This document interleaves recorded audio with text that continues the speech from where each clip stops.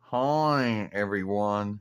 It is me, Sailor Moon, Serena here, giving my thoughts on Wrestlepalooza, Wrestle Gathering, and the first WWE Yield show to be streamed through the ESPN tool. At least in the 4-1 rights. Everywhere else, it would be Netflix and whatever. The first match was John Cena fight Brock Lesnar. And this was a good match. And for most of it, Brock Lesnar had the upper hand in all of these matches, and John Cena only, it was a one-sided match like many of the matches that John Cena has been in as far as being in the ring with Brock Lesnar goes. And it was a good match, There were times where you thought Brock Lesnar would have it won. And I truly thought that John Cena had it won with all of the mindset shifts, formerly the FU.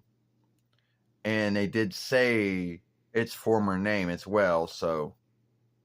But then Brock Lesnar came back and all the F5s after that, and Brock Lesnar beat John Cena.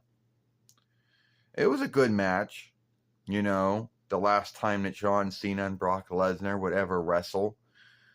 A lot of folks like to say, oh, is this withdrawal thing a saga or a tale?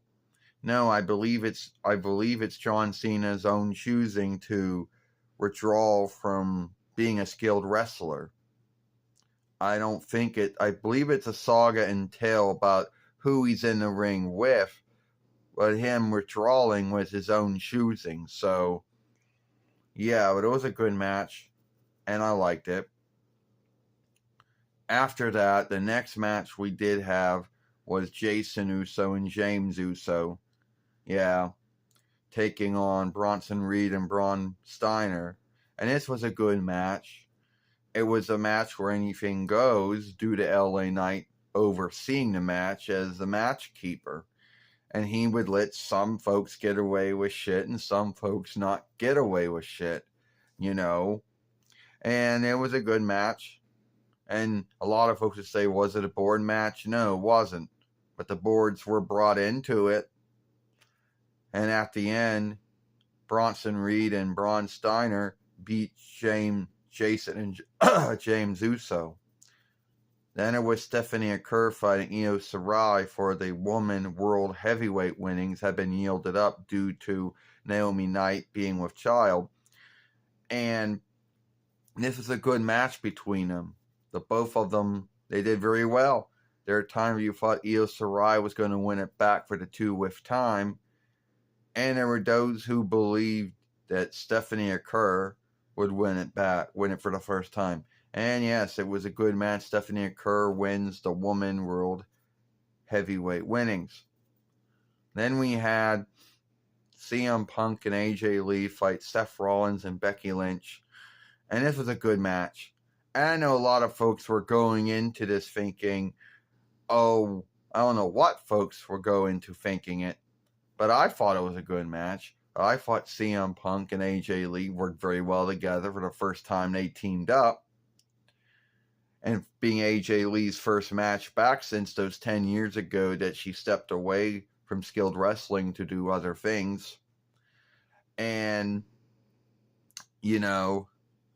and Seth Rollins and Becky Lynch worked very well together, even though they never teamed up with each other before. Or, most likely they did. But this would have been in 29 between while, so many years since the first time. And at the end, CM Punk and AJ Lee beat Seth Rollins and Becky Lynch. Then after that, we had Cody Rhodes fight Drew McIntyre for the WWE heavyweight winnings. Good match. A lot of folks thought that Drew McIntyre would have it won. A lot of times that's what it looked like.